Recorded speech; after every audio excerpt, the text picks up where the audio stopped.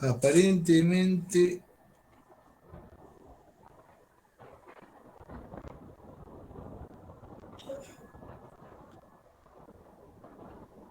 el 9 del 12. Ahí tendríamos mesa con usted, profe, si aprobamos la cursada. Sí. Ok. Profe, ¿y el tema de las notas, cuándo lo tenemos? La semana que viene voy a subir las notas. Y a aquellos que tienen dificultades voy a enviarle un correo y se lo voy a hacer notar, ¿está bien? Pero la semana que viene, creo que el 19, nos pidieron que subamos todas las... Sí, por eso le consultaba. ¿Y cómo va a ser? ¿Presencial o online, profe? Presencial no va a ser online. Ah, perfecto. Profe, le pregunto algo. ¿Usted va a dar un Después, modelo? perdón. Perdón. ¿Usted va a dar Después un en febrero modelo? será... Perdón, ahí te dejo hablar. Déjame decir una cosita nomás, Pablo. Después en febrero será otro cantar, ¿no? Pero en diciembre es así. Sí, decime, Pablo, ¿qué decías? Perdón, ¿usted va a dar un modelo de examen? O porque algunos profes nos dieron, por eso le pregunto. ¿O va a dar los temas? Está bien, va a tomar todos los temas, pero va a tomar, o sea, ¿nos va a dar como una idea de examen o no? El ejercicio seguramente va a haber una parte práctica y una parte teórica, como hemos estado viendo. Un ejercicio con pseudocódigo, quizás diagrama de flujo y prueba de escritoria. Eso es la parte práctica. Y después algo de teoría. Ok. Profe, ¿Profe, PSI? No creo, no porque no creo, salvo que lo adjunten y me lo envíen. profe, Nosotros para otras materias o resolvemos en papel, sacamos una foto y lo pasamos en PDF lo convertimos con un programita También que... puede ser, sí, vemos. Pero bueno, el que quiera usar PSI obviamente lo puede hacer. Total, me lo puede enviar y yo lo abro enseguida. No hay problema. El tema es en cómo hacemos si se inscriben todos. Va a ser todo un tema ese. Pero bueno, vamos viendo. Ya son Sí. como 50 fácil. Sí, vamos viendo. profe, Sí. nosotros tenemos que dar primeros hoy, pero nuestra compañera está volviendo del trabajo, creo. ¿Podemos dar Bueno, últimos? sí. Listo, gracias. ¿Alguna otra pregunta más? Sí, va a tomar virtual en el primer llamado y en el segundo llamado de febrero lo puede tomar presencial. Podría ser, sí. Ah, bueno. Vamos, vamos a ver eso, digamos. Si vos me preguntás a mí, te diría que sí, que mejor presencial. Ahora no se dio la posibilidad porque, bueno, había que anotarse y estábamos ahí, son muchos, es difícil ponerse de acuerdo, entonces lo ideal era seguir la misma línea, digamos, ¿no? Veníamos virtual, pero el año que viene, ya en febrero, será otro cantar. Pero si es presencial, me parece que sería mejor.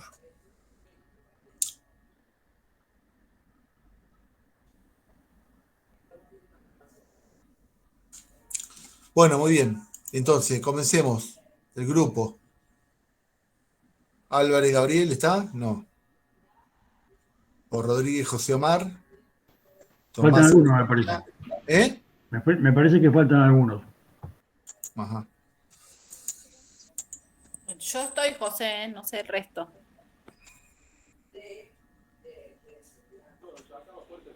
Somos tres. Si Yo no, también estoy. Listo, entonces arrancamos así. ¿O bueno, esperamos? ¿qué grupo? El de José Rodríguez, ¿no? Sí, así es. Bueno,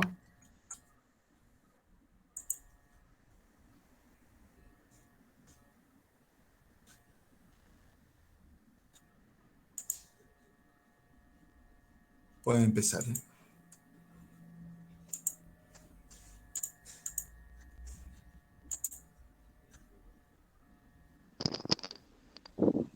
Bueno, José creo que va a presentar. José, ¿estás ahí?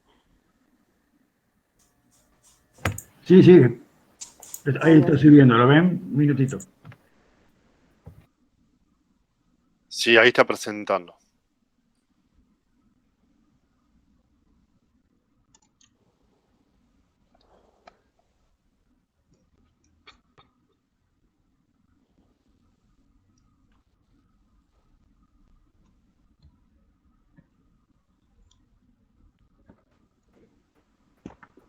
¿Se ve?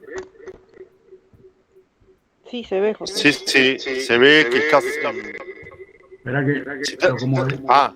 claro, si estás presentando algo no se ve todavía, pero se ve que estás compartiendo. Así es.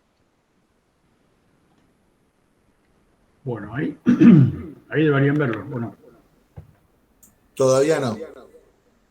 No, todavía no se ve. aguanten un minutito. Sí, tranquilo. No hay problema.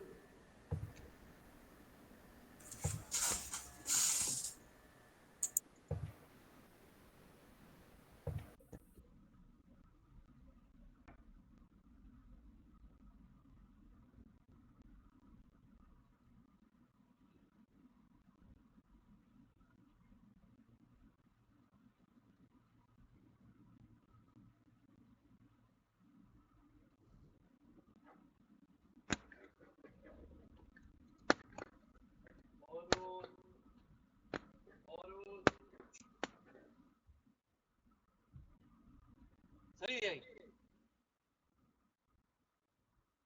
Te reviento,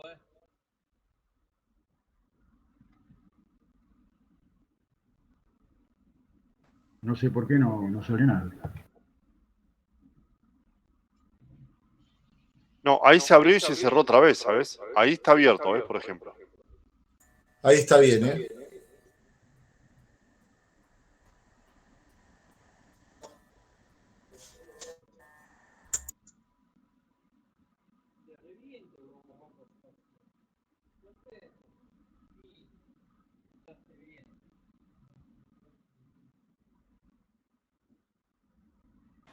Apretá arriba el cuadradito, donde está la X, la línea y el cuadradito. Ahí está.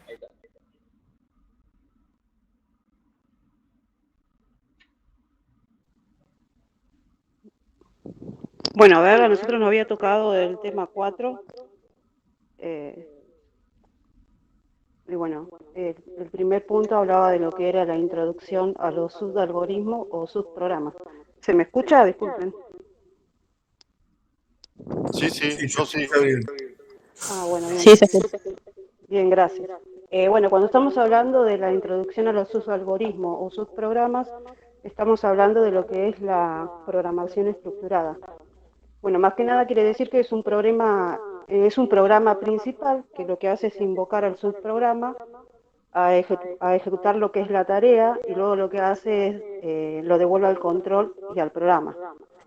Ahí lo que vemos en pantalla es la introducción a los subprogramas, que bueno, como dice, que habla de que lo que hace es facilitar al programador a desarrollar programas complejos en rutinas, ya sean más simples o en formas descendentes de mayor a menor, ¿no? Esto lo que hace es, bueno, permitirle al programador encontrar los problemas en forma más sencilla. Y bueno, dice que estos módulos actúan en forma independiente, realizando solo una operación específica. Bueno, ahí, bueno, eso es lo que había dicho recién hace un ratito. Pasamos a la siguiente filmina, José, por favor. Bueno, después dice que... Uy, se ve media mal esta filmina. Bueno, dice que este programa lo que hace es solucionar el problema, no, la anterior es soluciona el problema complejo y lo que hace es dividirlo en subprogramas. ¿Podés pasar al anterior, José? Que no sé si se llega a ver esa. Lo que hace, bueno, en esa imagen lo que hace es dividirlo en celdas, que son un poco más simples. Entonces eso lo que hace es poder desarrollarlo un poco más fácil, o sea, resolverlo más fácil.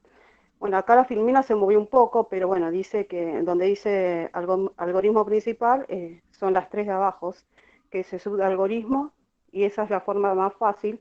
y a la cual ellos lo llaman divide y vencerás.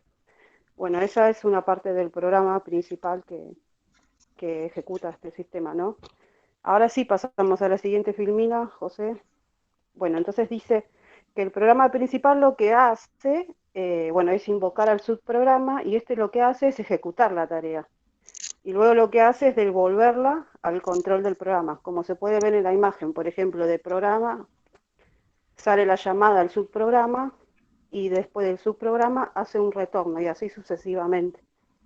Entonces, a este programa se lo puede llamar a su vez y a sus propios subprogramas. No sé si se entiende ahí, más o menos. Bueno, ahora pasamos a la siguiente filmina. Entonces dice que, bueno, que esta comunicación lo que hace es darse a través de parámetros, por ejemplo, del tipo de datos que se representan a través de las comas. Por eso había puesto ahí unos ejemplos. Y dice que cada tipo es diferente. Entonces se pasa de un punto a una coma. Y bueno, el ejemplo, por ejemplo, el primero, ahí se puede notar que está el paréntesis entre la coma y la B, luego hace un punto y coma y después de vuelta paréntesis entre C y D. Pero bueno, también dice que existen otras variables, ¿no? O constantes.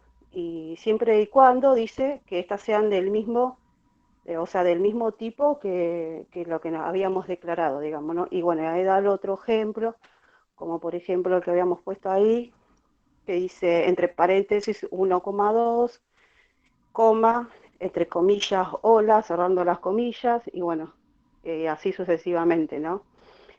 Pero bueno, también dice que existen otros tipos de funciones y procedimientos del subprograma, ¿no?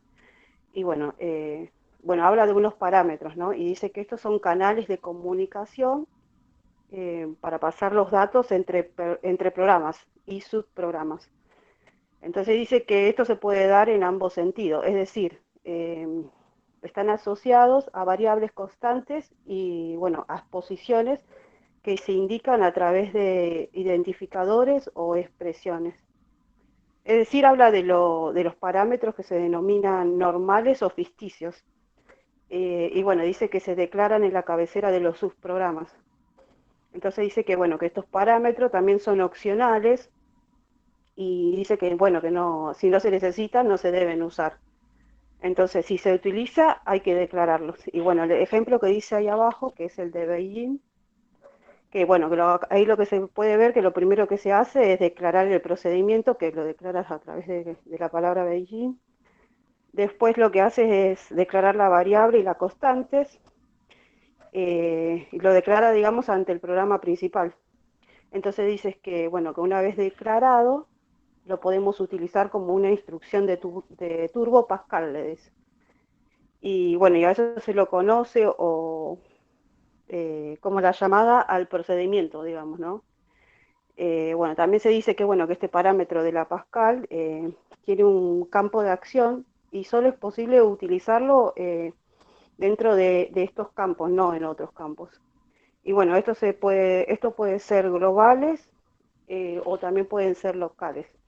Y están las variables que son locales y las variables globales.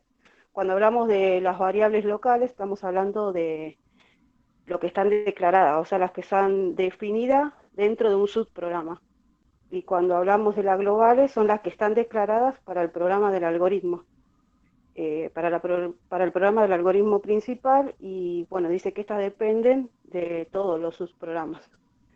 Bueno, más que nada, la parte de introducción a los algoritmos o subprogramas habla de lo que es todo este tema. Ahora mi compañera va a seguir con la otra parte de estructura de datos. Buenas noches. Bueno, a mí me tocó dar la parte de estructura de datos. ¿Se me escucha? Sí, se escucha. Sí, se escucha Sí. bien. Sí, sí.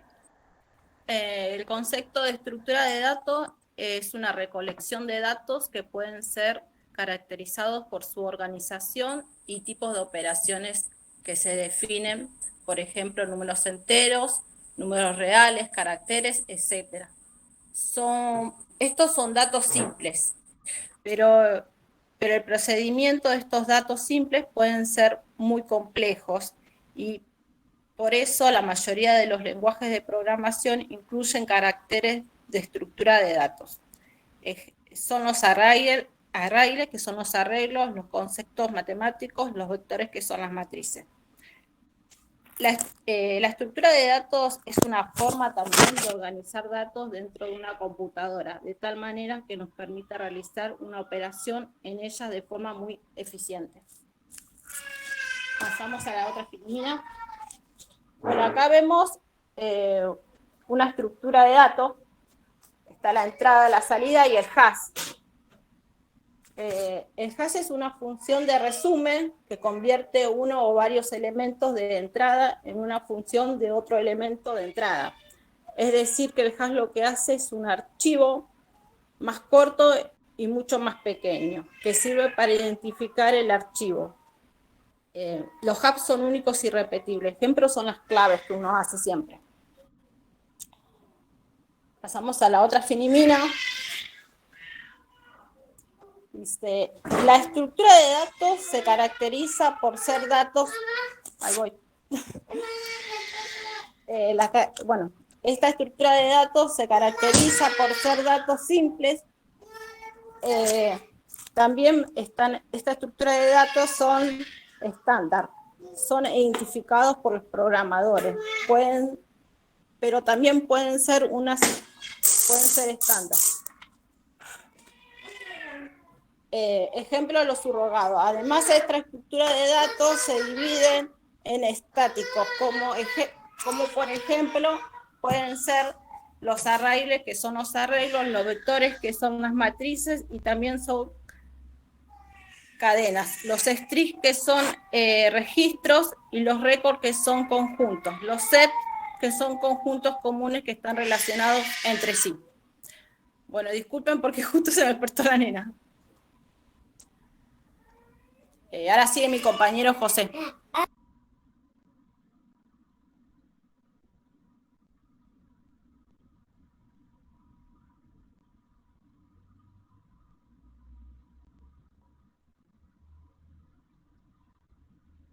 Fíjate, José, que estás muteado.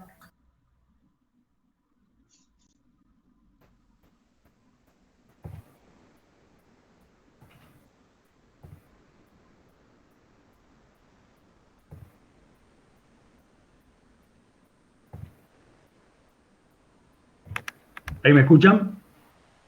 Sí. Bueno, disculpen la demora. Bueno, el concepto de array o arreglo es un identificador que referencia a un conjunto de datos del mismo tipo. Imaginen un tipo de dato entero. Podremos crear un conjunto de datos de este tipo y utilizar uno u otro con solo cambiar el índice que lo referencia. El índice será un valor entero y positivo. En C, los arrays o arreglos comienzan por la posición 0. Un vector es un array unidimensional, es decir, solo usa un índice para referenciar a cada uno de los elementos. Su declaración será, como se muestra acá, tipo, nombre, tamaño, entre corchetes. El tipo puede ser de los cualquiera ya conocidos y el tamaño indica el número de elementos del vector. Se debe indicar entre corchetes. Veremos un ejemplo de programación C en este momento. De esta manera se ve un poco mejor qué es lo que hace un array. En este caso del programa lo que se le pide es introducir una cantidad de números X, que puede definir entre 0, 100, 1000 o 10.000. Y en forma aleatoria introducimos los elementos, en este caso los números, tanto positivos como negativos, y el array se encarga de ordenarlos en forma como el programador lo ha solicitado. En este caso se pidió que sea de números negativos, del más negativo al más positivo. Y ahí se ve la lista de los números reordenados, como va del menos 56 al 90. ¿Lo ven bien? Con una variable booleana o una función que Sí. booleana. Bueno, y ahora sigue mi compañero. Sí.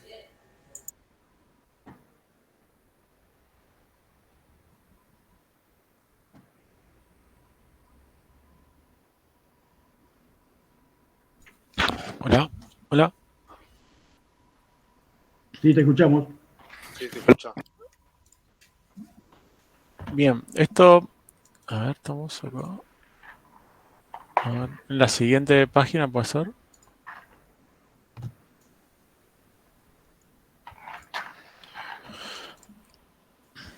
Bien, bueno, los bucles o lazos sería un bucle, es un conjunto de instrucciones que el programa ejecuta repetidamente o un número determinado, perdón, o un número determinado de veces, o bien mientras se cumpla la determinada condición, la que le pida. Puede tener bucles infinitos o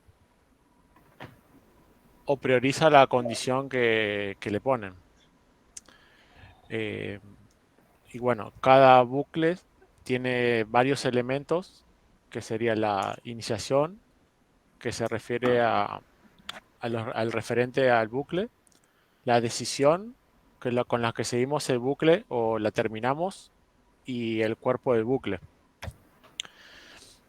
Lo que encontré fueron 3 tipos de bucles, que son el bucle hasta, que se utiliza cuando debemos saber el número de veces que queremos que se realice cierta tarea. El bucle mientras es un bucle que se utiliza si sabemos la condición que se hace o se repite la tarea varias veces. Las acciones que realiza el bucle se realizan al menos una vez antes de realizar la comprobación de la condición. Después el bucle hacer es muy parecido al bucle mientras, pero en este caso la comprobación de la condición que se realiza antes de ejecutar la tarea puede llegar a no hacerse. Que después se refiere a lo que sería la estructura de control, que serían las acciones que tienen como objeto marcar la ejecución de las instrucciones a las que vamos a las que sirven ¿cómo se dice? No me sale. Tenemos la variable de control. Bueno, que dice para que servimos para escribir concisamente sin ambigüedades de los algoritmos. Todas las estructuras de control que estudiamos están compuestas por unos elementos básicos. Pero no es común que haya más de 3 bucles Después, separados, se utilizan las letras I, J, K. Es decir, el valor inicial que trae esa variable de control. Variable de control. Y hasta ahí terminamos, profe. ¿Quién sigue ahora? Era lo que es un bucle. Tomar esa variable como valor final. No está el compañero. Ah, sí. Bueno, ok. Una vez que llega al valor, una vez que llega a este valor, el bucle deja de repetir. ¿Quién faltó? El incremento. Ese es el valor en el que se va a incrementar esa variable de control en cada interacción del bucle en cada repetición. El cuerpo. Bueno. Este último es el código que se va a ejecutar. Muy bien, el que sigue, entonces. Hola, ¿se me escucha? Se escucha bien. Bueno, ahí Sí. comparto.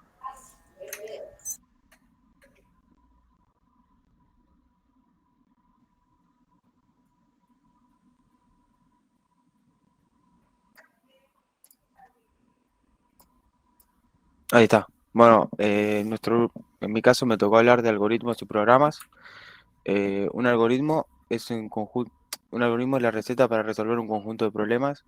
Esto quiere decir que el algoritmo lleva varios pasos para poder resolver el problema en específico que se está tratando. Después es un conjunto de instrucciones que indican paso a paso lo que hay que hacer. Esto quiere decir que por cada paso que se haga va a tener una instrucción y así poder satisfacer el objetivo final. Y después decimos que el algoritmo también puede ser escrito en pseudocódigo o diagrama de flujo.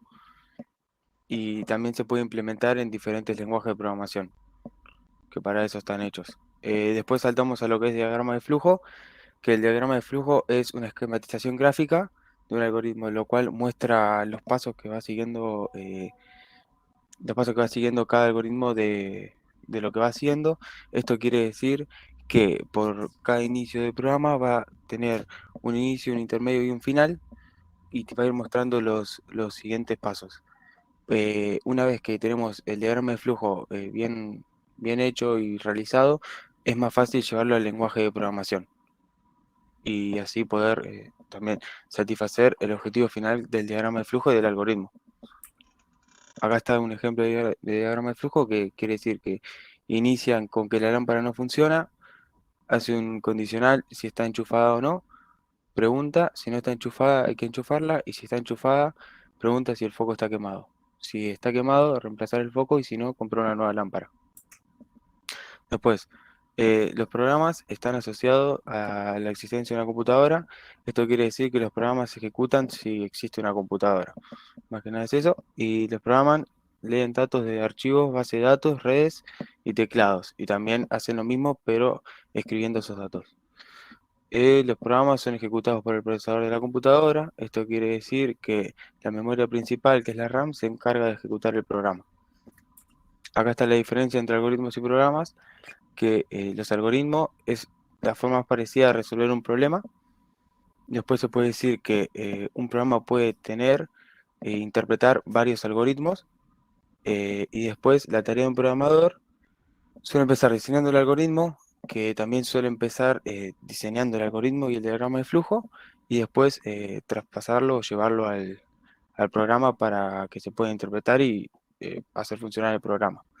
Después decimos que los programas que están más ligados a la realización de una tarea o más tareas por una computadora. Se vuelve a repetir lo mismo. El programa lo que puede hacer es entender y compilar el algoritmo. Cuando hablamos de un programa, siempre existe la idea de que será ejecutado por una computadora, mientras que el algoritmo podría ser ejecutado por una persona. Y un programa está escrito en un lenguaje o máquina, por lo menos en un lenguaje que pueda ser compilado e interpretado por algún tipo de máquina. Listo.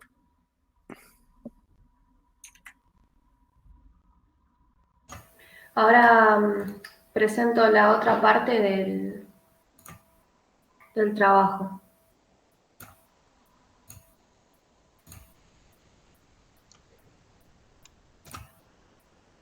Avísenme si ahí se ve. Sí. Bueno, ¿continúas vos, Miriam? Sí, yo sigo.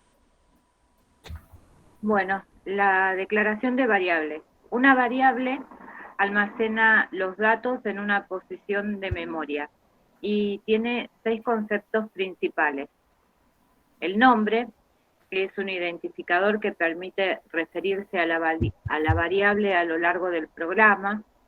La dirección, que es la posición de memoria en donde se va a almacenar ese dato. El tipo, que se refiere al tipo de datos que almacenará la variable. El valor es el dato que se encuentra almacenado en la variable. Una característica fundamental de las variables es que los valores o datos se almacenan, pueden cambiar a lo largo de la ejecución del programa. El alcance de la variable es la sección del programa en la cual se puede usar en expresiones o enunciados. El tiempo de vida es el segmento de tiempo durante la ejecución del programa, durante la cual la variable está presente en la memoria de la computadora. La vida de la variable inicia con su declaración y finaliza cuando la ejecución abandona el alcance de la variable. A las variables las podemos declarar, inicializar, asignarle valores y transferir valores entre ellas mismas. Una variable se declara para indicarle al programa a partir de qué lugar empieza a existir, qué nombre tendrá, qué tipo de datos va a almacenar, y la asignación de un valor inicial se llama inicialización.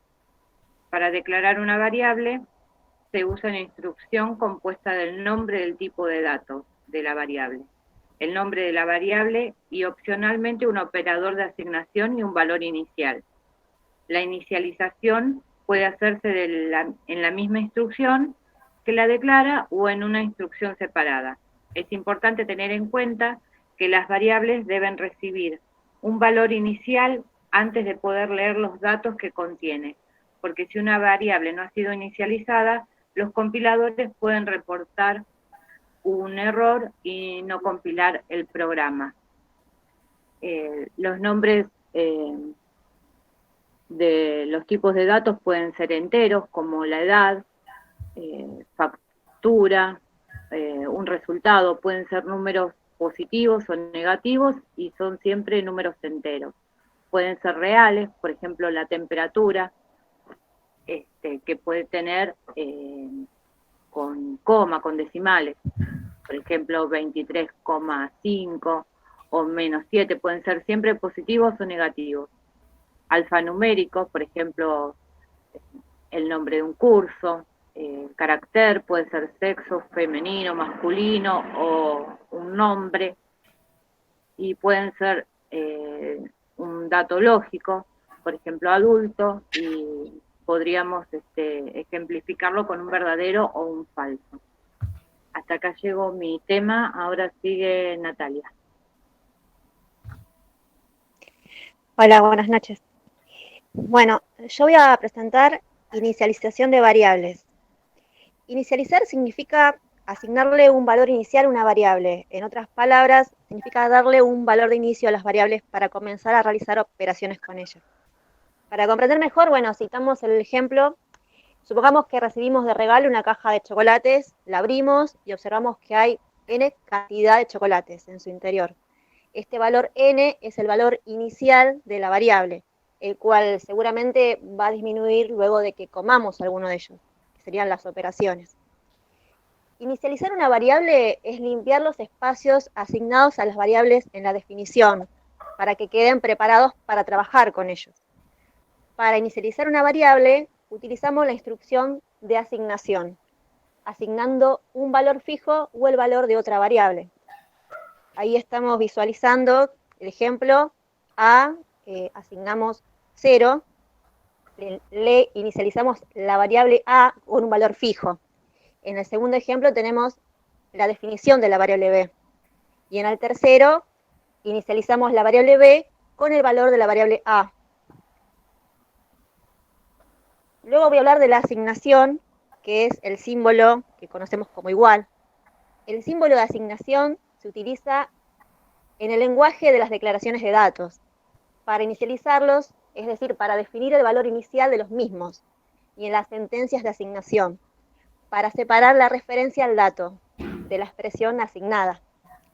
Con el signo de asignación se da un valor a la variable, que mantendrá hasta que el programa termine de ejecutarse, o hasta que se le asigne un nuevo valor.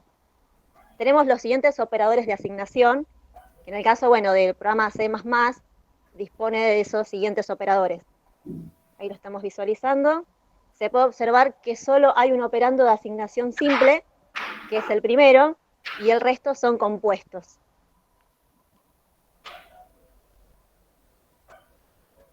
¿Cómo hacemos para transferir valores entre las variables? Se puede realizar un intercambio de valores de las variables de dos formas, utilizando una variable auxiliar o sin ella. Por ejemplo, si diseñamos un algoritmo, que ahí lo estamos viendo, que dados dos valores ingresados, se intercambian las variables que los contienen. En la primera imagen se observa, declaramos las variables y un auxiliar. Si ingresan dos valores, será el primer valor, bueno, como ya lo habíamos hecho anteriormente. Pero ¿cómo hago para el intercambio de las dos variables? En la variable auxiliar se va a guardar una copia de la variable A, que se le asigna el valor de A. Luego a esa variable le asigno el valor de B. A la variable B debería pasarle el valor de la A, y ese valor se lo pasa la variable auxiliar. Finalmente, al ejecutarse, se observa que se realizó el intercambio. En la segunda imagen Gracias. En la segunda imagen, ¿cómo hago para el intercambio si no tengo una copia? Como habíamos mencionado anteriormente. En este caso se guarda en la primera variable A la suma de las dos variables. Luego, en la variable B, dice que el total de ambas, que es A, se le resta B. Por último, a la variable A se le asigna el todo menos lo que vale B. Esta es otra manera de realizar un intercambio sin utilizar una variable auxiliar. Bueno, hasta ahí llegué con las variables.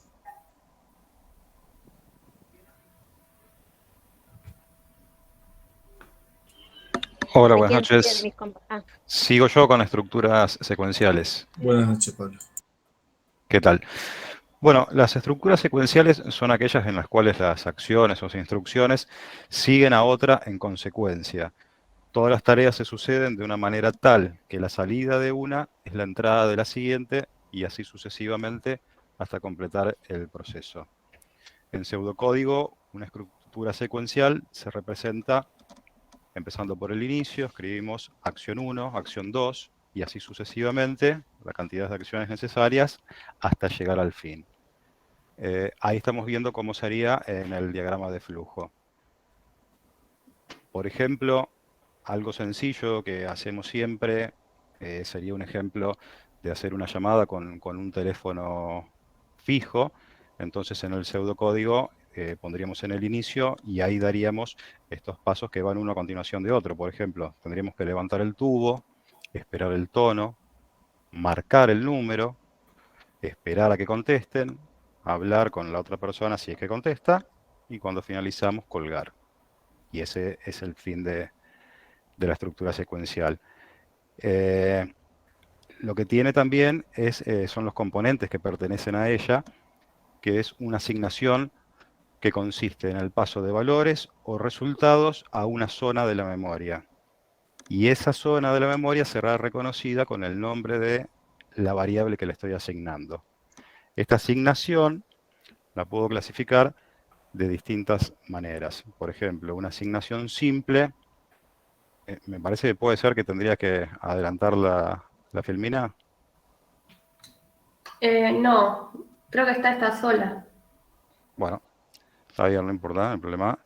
Hablábamos de que la asignación se puede clasificar de diferentes formas. Por ejemplo, la forma simple, que consiste en pasar un valor constante a una variable.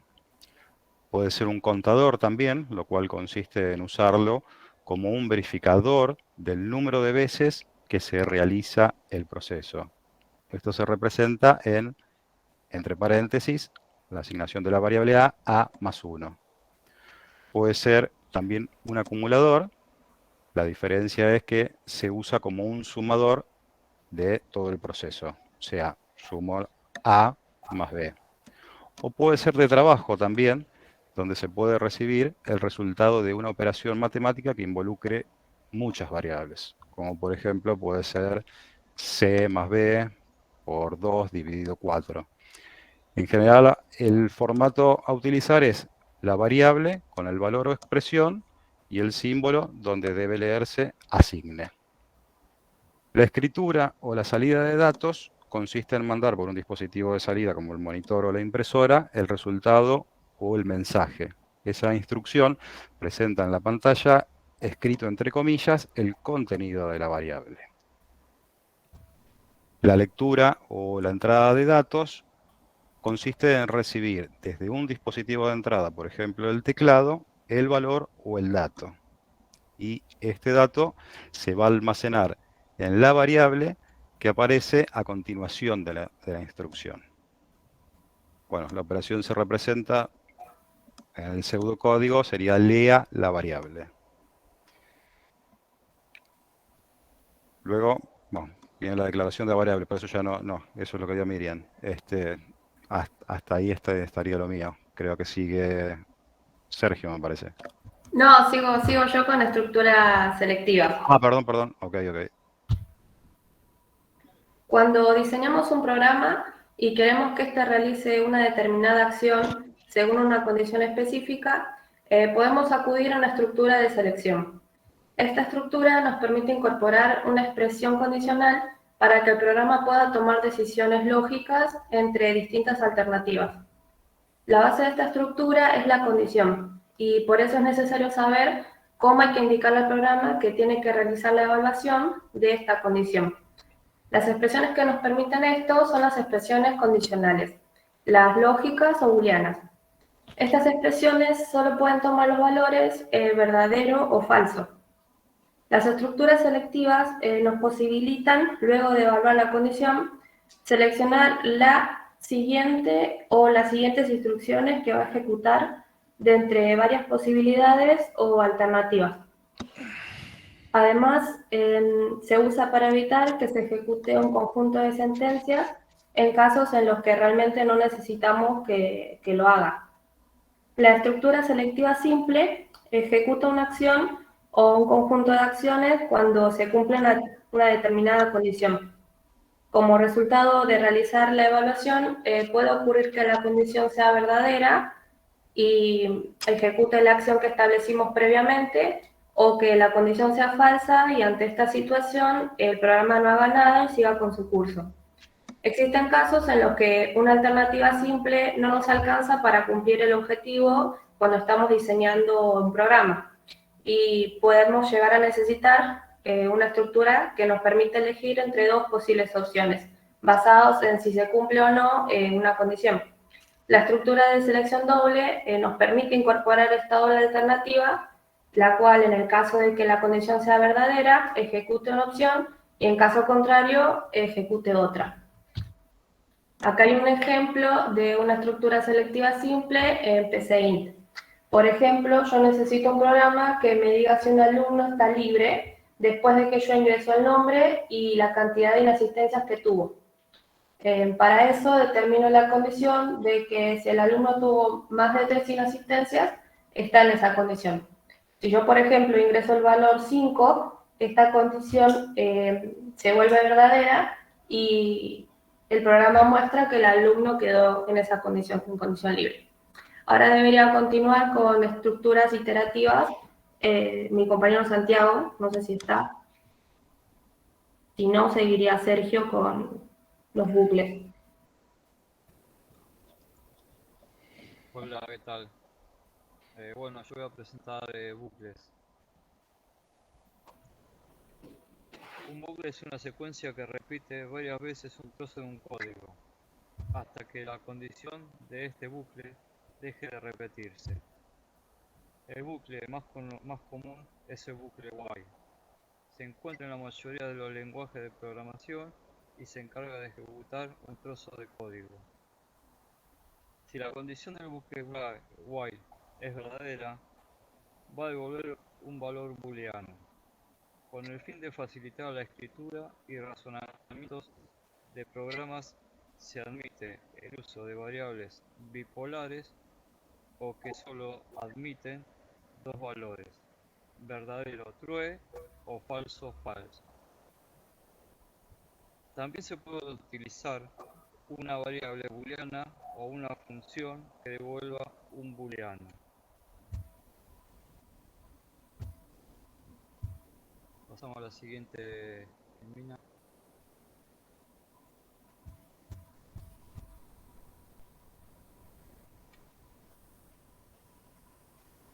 ¿Se escucha ahí?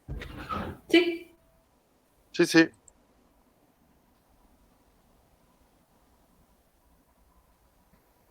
Ahora seguimos con el bucle for. Podemos marcar el número de veces que queremos que nuestro código se repita. Este bucle es uno de los más importantes en programación. Elementos del bucle. En primer lugar, tenemos la variable de control y normalmente se utiliza la letra I de iterador. Si tenemos bucles anidados, es decir, un bucle dentro de otro bucle, se utilizan las letras siguientes a la letra I. Pero no es común que haya más de 3 bucles anidados, por lo que se suele utilizar la letra I, J y K. Es decir, el valor inicial que toma esa variable de control. la variable de control, es decir, es el valor que puede tomar esa variable como valor final. ¿Hasta dónde llega esa variable de control? Una vez que llega a este valor, el bucle deja de repetirse. ¿Cómo se incrementa? Es el valor en el que se va a incrementar esa variable de control en cada interacción del bucle, en cada repetición. El cuerpo, este último, es el código que se va a ejecutar en cada interacción de ese bucle. Como vemos ahí en la filmina, el ejemplo, tenemos el for, donde tenemos la variable de control, la cual iniciamos en 0. Este bucle se ejecuta siempre que la variable i, que es nuestra variable de control, sea menor que 16, o hasta que llega al número 15. Y vemos que su valor se va incrementando cada vez que se ejecute. O sea que va incrementando de uno en uno. Y también tenemos el bucle do while. Está en la siguiente filmina. Muy bien. Este bucle es igual que el while, pero a diferencia del while, la condición se cumple una vez terminada la ejecución del código. Primero se ejecuta el código y después comprueba la condición, y si ve que esa condición se cumple, vuelve a ejecutar el código de nuevo, y si no, continúa hacia adelante. En resumen, los bucles nos sirven para ejecutar la misma parte del código varias veces. Depende de una condición, y cuando esta condición deja de cumplirse, el bucle se termina. Básicamente tenemos tres bucles: el while, el for y el do while. Y con eso terminamos la presentación. Gracias. Muy bien.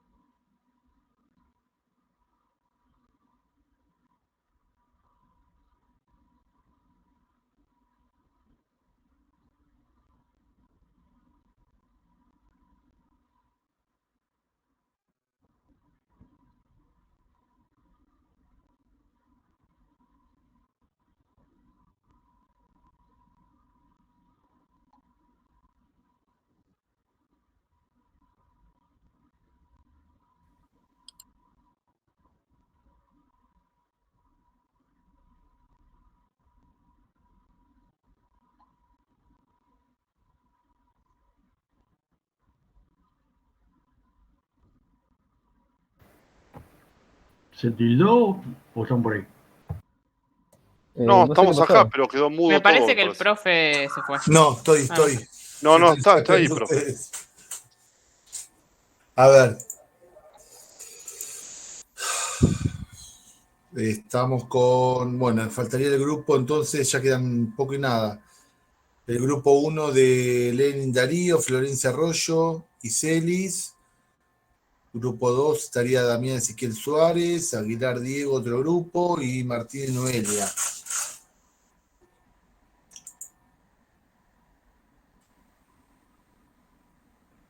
¿Están? Sí, sí. Bueno. Sí, profe. Bueno, arranco yo. Dale. Arroyo. Espera un segundito. Que busco el power.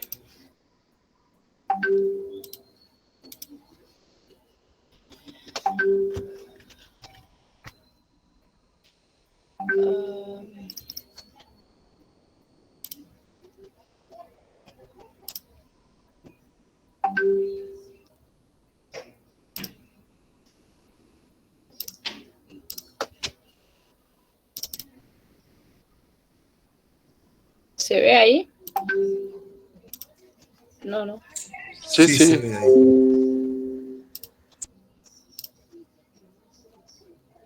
Ay, no sé. Espera.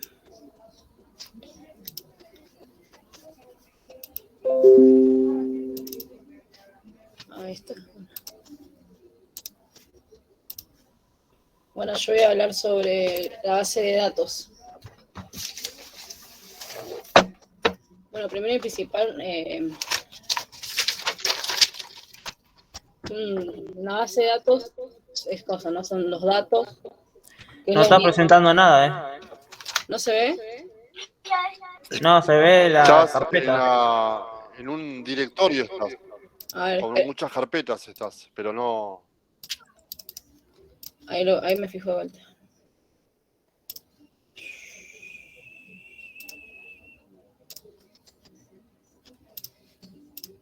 Ahora sí. ¿Ahí se ve? Ahí sí, Sí, ahora sí. Ahora sí, perfecto. Bueno, un dato es la unidad más pequeña de la información. Son palabras y números que por sí solo no tienen ninguna información. Después, una base de datos es el conjunto de información organizada sistemáticamente. Es una colección de datos que son utilizadas para algo eficaz. Las bases de datos son estáticas y también son dinámicas. Y principalmente existen 6 tipos de bases de datos.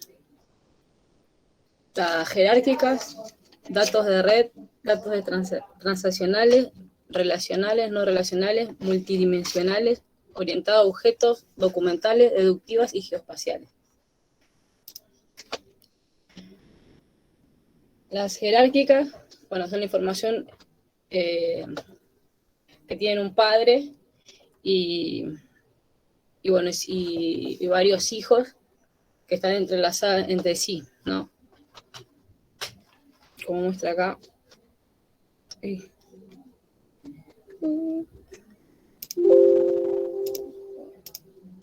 Se me fue. Bueno, después está los de datos de red. Se caracteriza por tener un mismo nodo o varios. Las relaciones entre datos se representan por enlaces entre los registros. Después la base de datos de transacción está diseñado para aquellos sistemas que los datos cambian constantemente. Bueno, aseguran la integridad de los datos, facilitan las consultas complejas. Gracias a su posesión de datos, permiten una modificación segura. Bueno, más que nada estas transacciones son las de los bancos, la de la SUBE, todas esas. Después la base de datos relacionales. Este es el modelo más utilizado en la actualidad para implementar base de datos. Entre los datos que están guardados, estas tablas, y a través de dicha conexión relacionada de datos. Ambas tablas deben tener un nombre único en la base de datos y nos permiten utilizar varias tablas.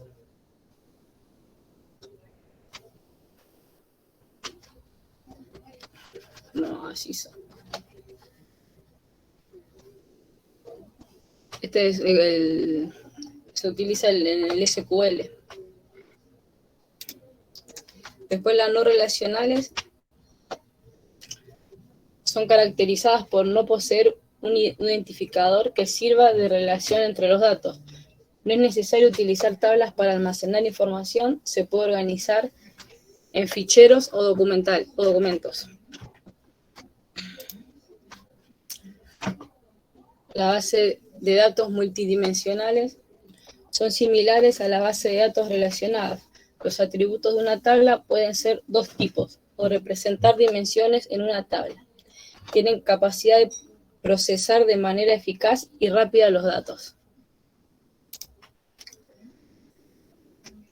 Después la base de datos orientada a objetos. Esta base de datos es la más utilizada potencialmente, que ofrece este paradigma. Proporciona un modelo de datos uniforme, combina características y propiedades, idiomas, sistemas orientados a objetos, sistemas de gestión de base de datos.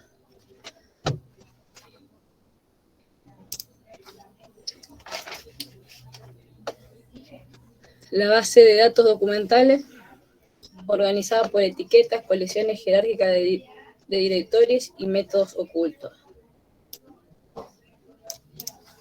La base de datos deductivas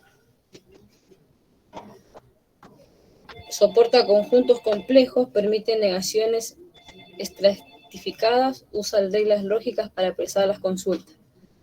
Le permite responder consultas recursivas, puede utilizar algoritmos matemáticos para potenciar las consultas. Y la base de datos geoespacial es la dataset, que equivale a una tabla de atributos. Dominios son los rangos de valores válidos para cada atributo. Los dominios controlan la integridad de los datos.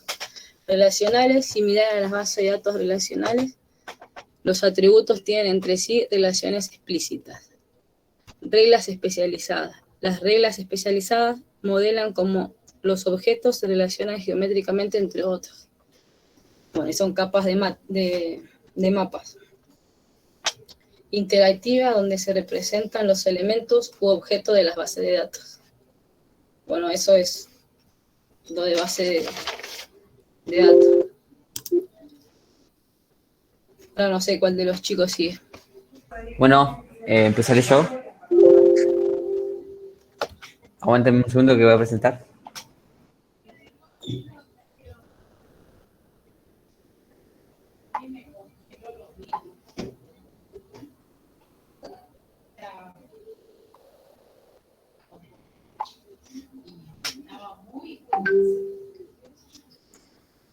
¿Se ve?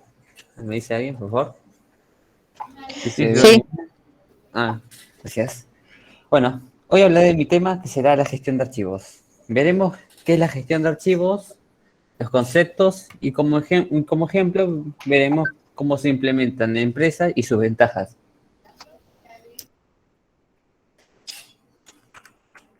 ¿Qué es la gestión de archivos? La gestión de archivos es un estudio teórico práctico de los principios y procedimientos conciertes a las funciones de archivos. En una definición más amplia, podemos decir que la gestión de archivos está relacionada con la buena y controlada administración de la información de una organización. Acá podemos ver algunos conceptos de la gestión de archivos, como qué es un archivo, qué son los directorios, que es un campo, y los registros, para explicarlo, si no se sabe qué es. Bueno, ¿para qué me trabo. ¿Para qué implementamos la gestión de archivos? Sí, para facilitar el trabajo con la documentación que se produce en una empresa. Cada uno de los involucrados con los documentos del archivo debe saber qué documentos guardar, cuándo, cómo y dónde. Asimismo, debe saber dónde está la documentación en el momento de necesitarla. Nos ayuda a tener accesibilidad y transparencia en la información. Además de eso, también nos proporciona el intercambio y la reproducción de los recursos, evitando duplicados, información innecesaria o pérdida de información. Bueno, ahora veremos un ejemplo en la gestión de archivos en una empresa. ¿Qué importancia tiene? Para empezar, es importante que la gestión mantenga algún orden y control sobre los mismos. siendo este punto más importante en el que se ve involucrada la gestión de archivos. Debido en algún momento durante el desarrollo de la actividad comercial se presentará la necesidad de recurrir a la vieja información, ya sea con el fin de planificar diferentes estrategias o consultar cuáles son aquellas que han tenido un impacto positivo en el mercado. Y diferentes consultas con el objetivo de mejorar la capacidad de absorción. Para finalizar, debemos tener en cuenta que muchas veces se presentan situaciones en las empresas que se enfrentan tipo problemas legales o fiscales.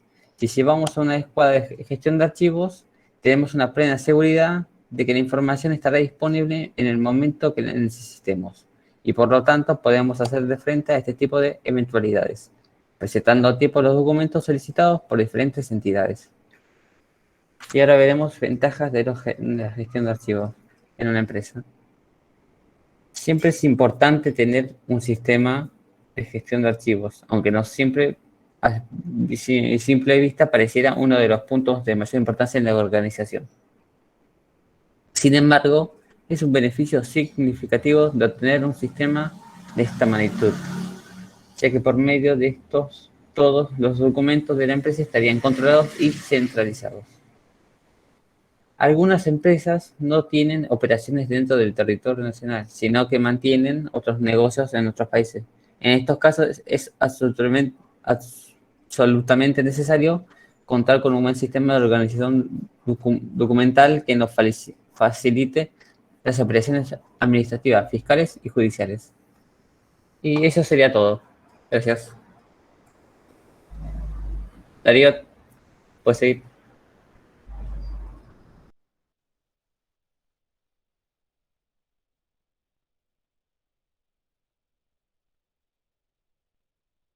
¿Sigo yo?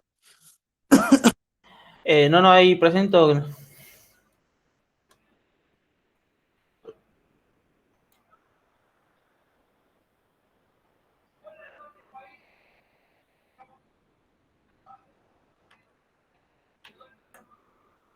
¿Se ve?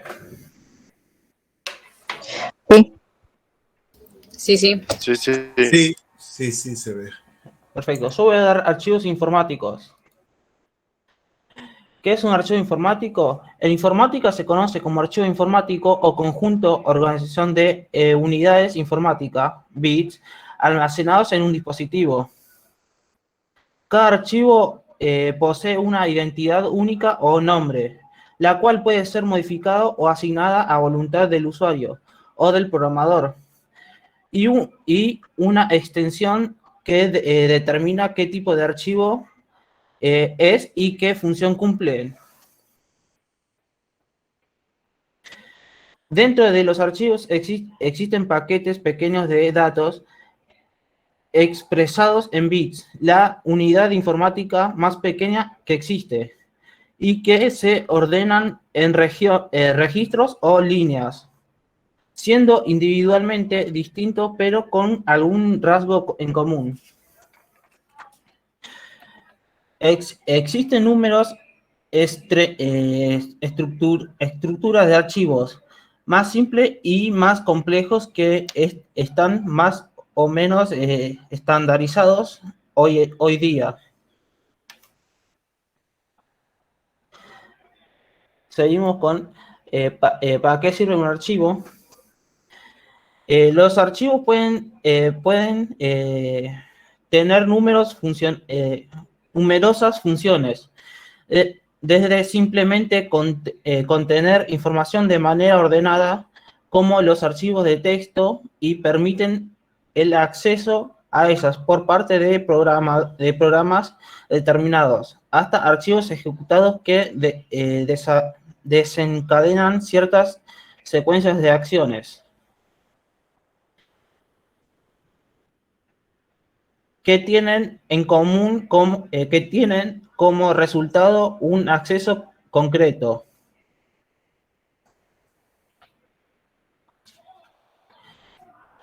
Características generales de un archivo.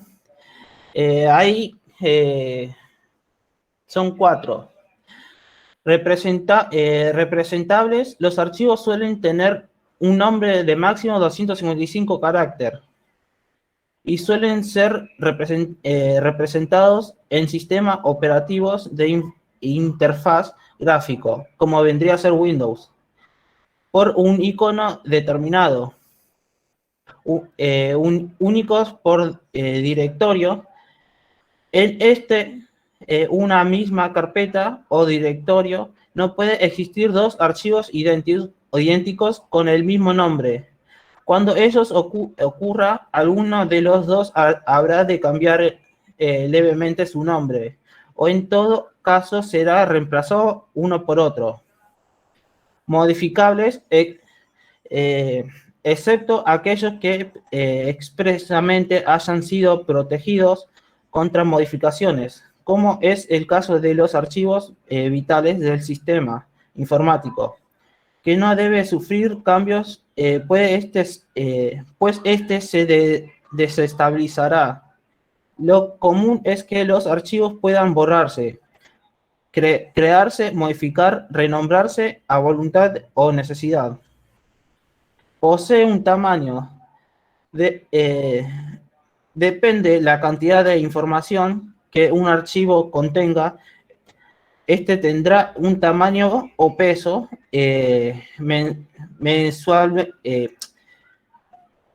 mensurable en kilobyte, megabyte o incluso gigabyte. Mientras más grande sea el archivo, más capacidad tendrá el soporte donde se encuentra, o sea, donde se almacena el archivo. Formato de archivo. La manera en que la información se codifica y ordena dentro de los archivos se conoce como formatos y responde a diversos estándares existentes. Dependiendo de dicho formato, habrá compatibilidad o incompatibilidad a la hora de acceder a dicha información, ya que se trata de una forma de distribución que responde a un patrón determinado. Esto se debe a que dentro de los archivos, en un soporte cualquiera, solo puede haber bits, dado que los sistemas más informáticos deben poder convertir esta información en código binario, 1 y 0, para poder procesarla. Así, cada tipo de archivo puede almacenar un dispositivo formato posible. Ejemplos de archivos. Archivo de texto, usualmente identificado con extensiones .doc, .txt, .rtf o .odt. Contienen secuencias de caracteres alfanuméricos dispuestos en secuencias específicas, que denominados documentos. Archivos ejecutables, usualmente terminados en .exe, ejecutable en inglés, .com, comando o batch, lote sería. Son aquellos que disparan la acción como ejecutar una aplicación o una videollamada, videojuego. Archivo de imagen, que suelen tener el formato .jpg, .gif o TIFF. Normalmente son imágenes cuya información recompuesta se traduce en imagen, ilustración o fotografía. Eso es todo.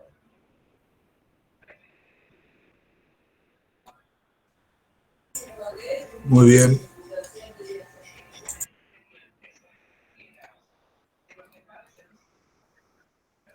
Bueno, sigo yo.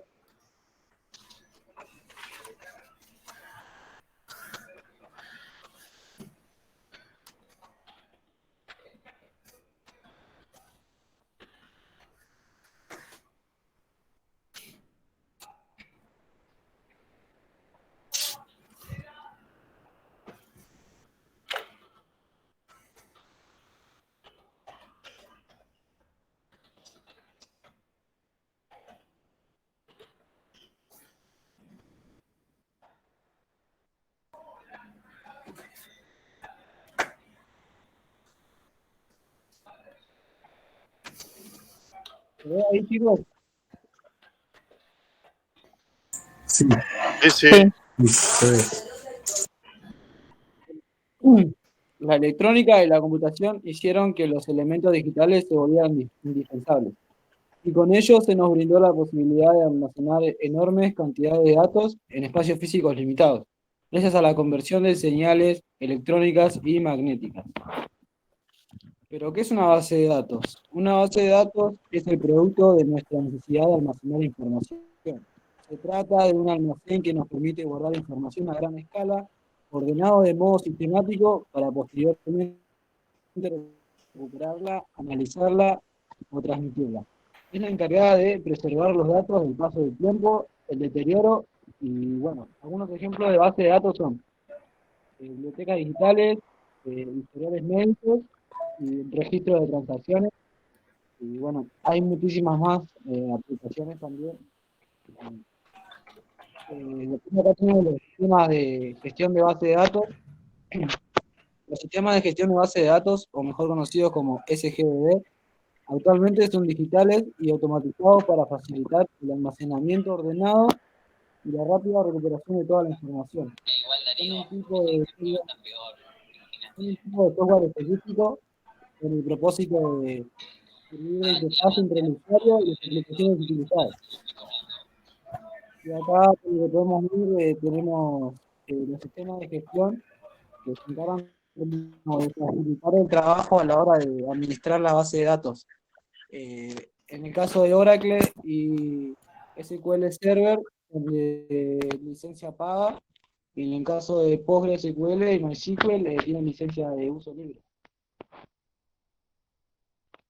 Las principales características de los sistemas de base de datos: independencia lógica y física de los datos, acceso simultáneo por parte de los múltiples usuarios, seguridad de acceso, consultas completas, optimizadas y mayor efectividad a la hora de respaldar y recuperar los archivos de dichos sistemas de almacenamiento. El funcionamiento de los bancos de datos está basado en un sistema de columnas y filas, organizadas en tablas para aumentar la eficacia a la hora de acceder, modificar, actualizar, controlar y organizar fácilmente los datos. Cada fila tupla de la tabla se conforma de un registro. Y acá en la imagen podemos ver las diferentes tuplas o registros que hay y los atributos de la tabla que concuerdan con los respectivos campos del registro. Lenguaje SQL. El lenguaje SQL sirve para el acceso a la información almacenada en las bases de datos. Es un lenguaje sencillo de consulta que permite realizar operaciones de selección, inserción, actualización y borrado de datos, así como operaciones administrativas sobre la base de datos. Y este es el lenguaje SQL que sirve también como una manera de administrar la base de datos, que, por ejemplo, como vimos anteriormente en los sistemas de administración, vienen con el editor de texto también, en el caso de que queramos administrar la base de esta manera escribiendo código, o también podríamos hacerlo con la interfaz. Modelos de diseño. A la hora de crear una base de datos se puede conseguir diferentes modelos y paradigmas, cada uno con sus propias características, ventajas y dificultades. Los diferentes bases de datos impulsan el diseño, la implementación de algoritmos y mecanismos de gestión optimizados para casos específicos. Y acá en los modelos de diseño tenemos 3 ejemplos que son entidad-relación, el modelo relacional y el modelo jerárquico. Estos modelos de diseño se van a aplicar siempre y cuando sea la naturaleza de la información que se quiera guardar. Siempre es para un caso específico. Clasificación. Las bases de datos se clasifican según su variabilidad y sus contenidos. Según su variabilidad y conforme al proceso de recuperación y preservación de datos, encontramos 2 tipos. Las bases de datos estáticas, que solo permiten la lectura para la extracción de información y no se puede modificar la existente. Bases de datos dinámicas, que manejan los procesos de añadidura, borrado, actualización y reorganización de la información, además de las operaciones básicas de consulta. También se pueden clasificar según su contenido o naturaleza de información, como pueden ser tipo bibliográficas, tipo de textos completos, tipo de directorios y base de datos especializados. Y ahí ya está. Bueno, muy bien.